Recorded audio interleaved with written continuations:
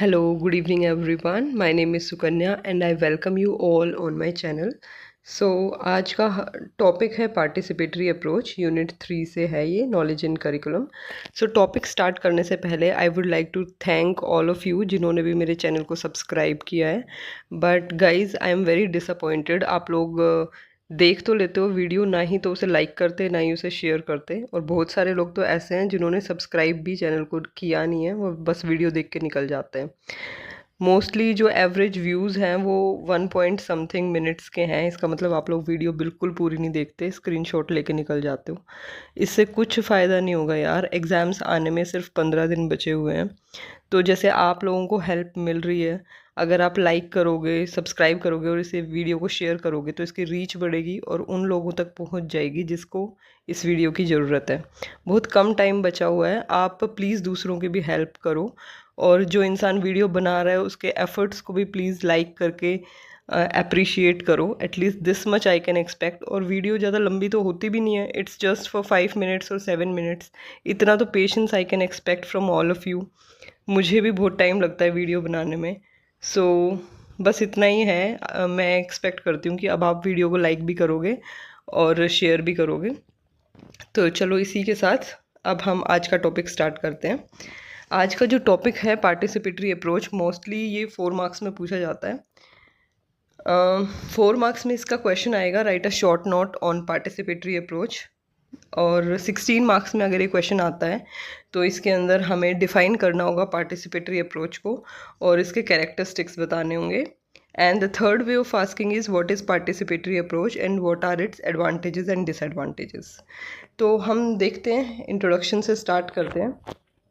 Participatory approach is an educational approach which is based on the belief that the process of education is to expand the ability of people to become shapers of their world by analyzing the social forces that have historically limited their options. So participatory approach एक ऐसी approach है जिसमें ये माना जाता है कि जो एजुकेशन का एम है वो ये है कि हम जो बच्चे हैं, जो स्टूडेंट्स हैं, उनकी एबिलिटी को एक्सपेंड करें ताकि वो अपनी दुनिया के शेपर्स खुद बन सके। कैसे वो अपनी दुनिया को बनाएंगे? By analysing the social forces. जो भी सोसाइटी के अंदर फोर्सेस हैं जिन्होंने हिस्टोरिकली उनके ऑप्शंस को लिमिट किया, उन सबको एनालाइज करके वो अपनी दुनिया खुद बना सकते हैं। मतलब क्या है कि वो लोग पार्टिसिपेट करेंगे अपना करिकुलम और अपनी एजुकेशन वगैरह की जो नीड्स एंड डिज़ायर्स हैं उनको सेट करने के लिए। तो अब इसके कैरेक्टरिस्टिक्स देखते हैं। फर्स्ट कैरेक्टरिस्टिक है, in participatory model the teacher and students they collaborate to produce context specific curriculum based on the needs and desires of that student themselves experiences.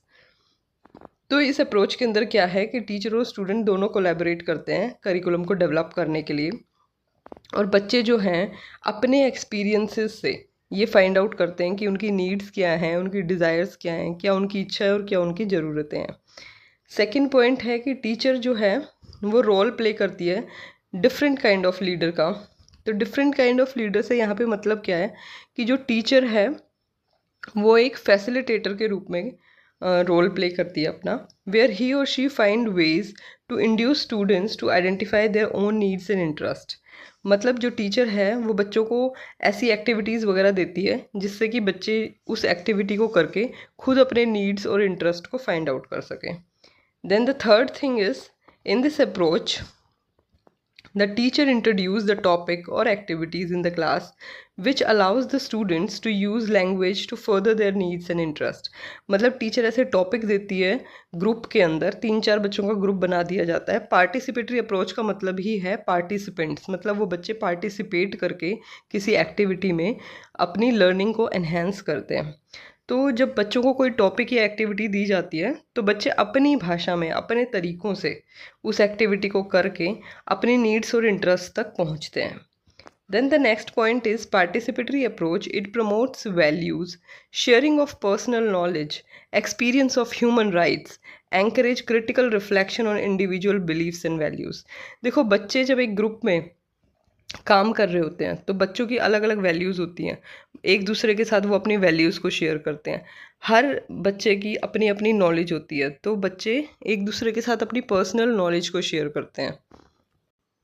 और फिर क्या होता है कि वो ह्यूमन राइट्स के बारे में सीखते हैं, कोऑपरेशन के बारे में सीखते हैं, और वो अपनी बिलीव्स और अपनी वैल्यूज़ को क्रिटिकली एनालाइज करते हैं। कई बार क्या होता है, हमने वैल्यूज़ या कुछ ऐसी धारणाएं बना रखी होती हैं, और जब हम किसी और से बात करते हैं, जब हम और लोगों से मिलते हैं, तब हमें पता चलता है कि ये चीज़ें तो गलत हैं जो अभी तक हमने पकड़ के रखी हुई होती हैं।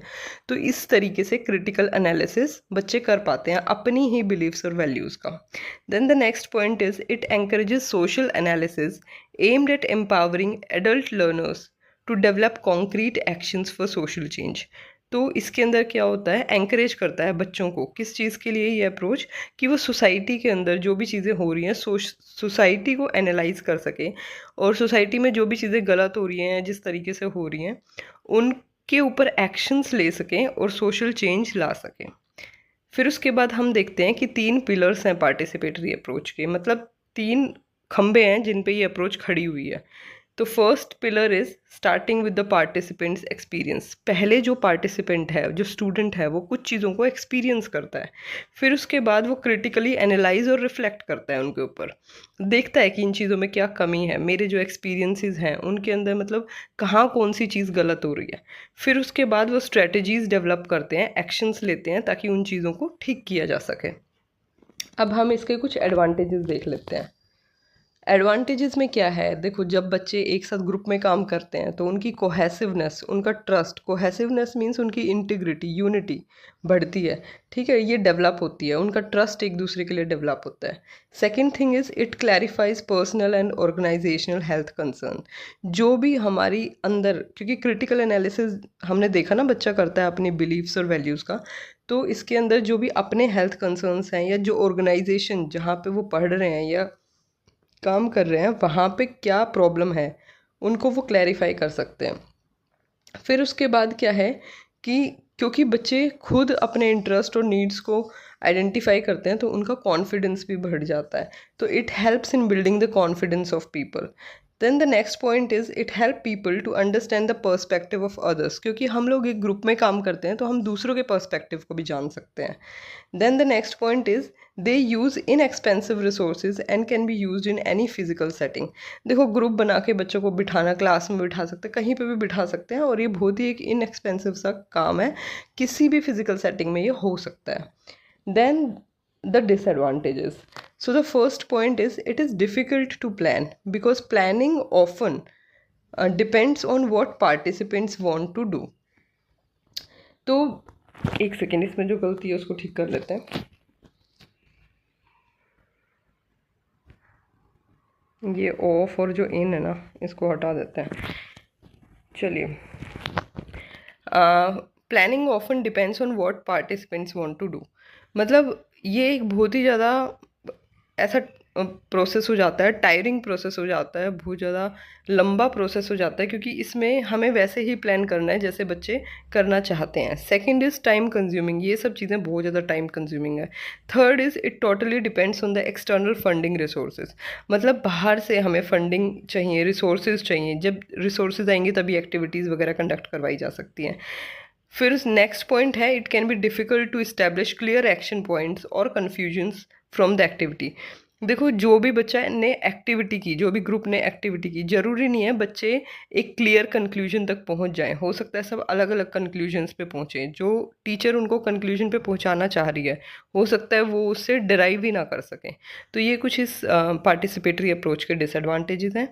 आज के लिए बस इतना ही। अगर आपको वीडियो अच्छा लगा हो तो प्लीज़ लाइक कर देना, शेयर कर देना, और अगर इसमें कोई कमी लगी हो तो आप नीचे कमेंट बॉक्स में कमेंट भी कर सकते हैं। अब मिलते हैं नेक्स्ट वीडियो में। Thank you.